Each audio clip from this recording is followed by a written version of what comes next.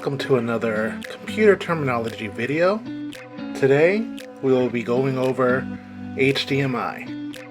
HDMI stands for High Definition Multimedia Interface.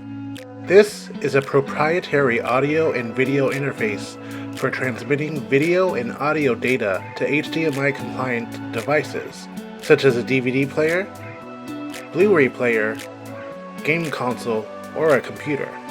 These devices can be connected to televisions, monitors, and projectors that include at least one HDMI port for connection.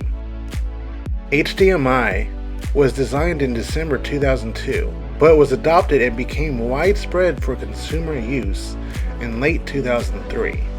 HDMI was founded by companies Hitachi, Panasonic, Philips, Silicon Images, Sony, Thomson, and Toshiba. As of January 2021, nearly 10 billion HDMI devices have been sold.